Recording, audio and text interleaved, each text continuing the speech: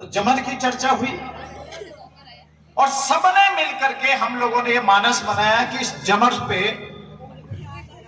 गिरधोदान जी रत्नों से बढ़िया लेखक कभी और कोई नहीं हो सकता। इसलिए उनसे निवेदन किया था कि इस पर आप एक पुस्तक लिखें। हृदय में संपूर्ण समाज की ओर से श्रीमान गिरधरदान जी, आपको मैं इस बात के लिए बधाई देता हूं, आभार प्रकट करता हूं कि आपने एक सुंदर, बहुत मेहनत और प्रयास करके आपने इस पुस्तक को यहां पर लिखा है। मैं ये कह सकता हूं कि ये पुस्तक नहीं है, ये चारणों का इतिहास है, ये चारणों का चेहरा है, ये चारणों का व्यक्तित्व है, कर्तृत्व है, चारणों की प्रतिष्ठा है, चारण जाति की इज्जत है। ये चारण क्या थे, उसका इतिहास है। इसके आधार पर हम दुनिया में आने वाले 1 लाख वर्ष तक और जिंदा रह सकते हैं। बस ये किताब हमारे प्रत्येक घर तक जाए, हमारी बहन बेटी पढ़े, हमारे नौजवान पढ़े। हमारे घरों में किताब चारणों की नहीं है, बाकी नई कहानियां सब तरह की मिल जाएगी, इधर की उधर की। और फिर चारण ढूंढना चाहते हैं, नहीं मिलेगा चारण।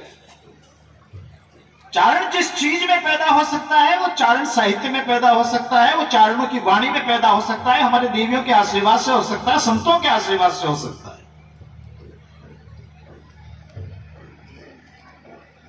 हमारे पास कितना साहित्य है हमारे घर में पढ़ने के लिए।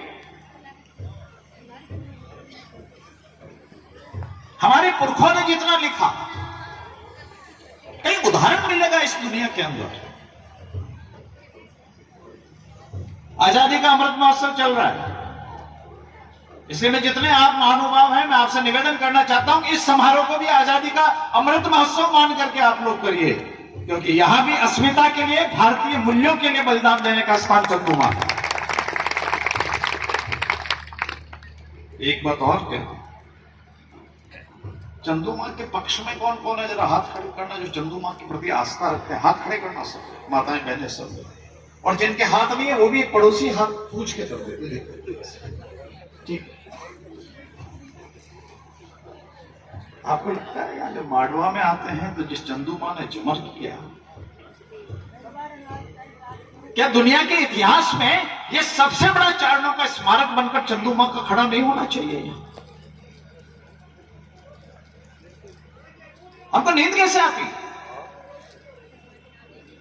जिन्होंने जमर किया, अपना प्राणोत्सर्ग किया, जिनकी मां ने प्राणोत्सर्ग किया, ये माडवा की धरती हमारे लिए तीर्थ से कम नहीं है। हम जितना पुष्कर की आस्था रखते हैं, हरिद्वार की आस्था रखते हैं, गंगा को पूजते हैं या काशी विश्वनाथ को पूजते हैं, हमारी चंदुमा उतनी पूजनीय हम सबके लिए है, क्योंकि उन्होंने एक त्याग और बलिदान का उदाहरण किया। आज गिरधोदान जी को पूछ रहा था, मैंने कहा गांव में संप है? उन्होंने कहा है। मैंने कहा चंदू मां के प्रति सब समर्पित है? उनका एक व्यक्ति 4 गुना समर्पित है। तो क्या चंदू मां के अब 200 वर्ष हो गए, जाकर अकालियों का जाकर आनंदपुर साहिब में देख करके आइए स्मारक क्या होता है।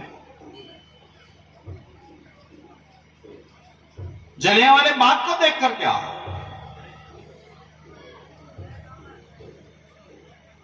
मैं आपसे कहना चाहता हूं कि ये बैठे हुए या महानुभाव इस बात का संकल्प लो, हम मन से, वचन से, कर्म से, सहयोग से यथासंभव, मैं नहीं कहता कोई कि आप अपने हैसियत में ही फिर भी सहयोग करना, कभी जो भी हो। मैं विद्वान से आपके चरणों में निवेदन करना चाहता हूं, माडवा के अन्य नागरिक भाइयों की सेवा में निवेदन करना चाहता हूं, मेरे स्वजाति बंधुओं देवियों, आपसे कहना चाहता हूं कि माडवा में इस धरती के ऊपर दुनिया को संदेश देने के लिए आवश्यक है कि चारण क्या होता है, चारण देवी क्या होती है। एक भव्य स्मारक बन के खड़ा हो, जिसको देश और दुनिया देखने आए लोग उस पर पीएचडी करे, उस पर रिसर्च लिखे, उस पर किताबें लिखे।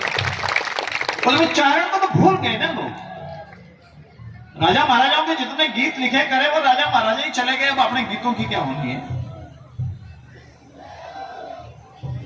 तो आप सब लोग इसके जो पक्ष में हो कि यह माता जी का एक भव्य स्मारक बनना चाहिए, वो जरा हाथ खड़े करो जो इसके पक्ष में है। और उसमें और जमल भी दिखाओ।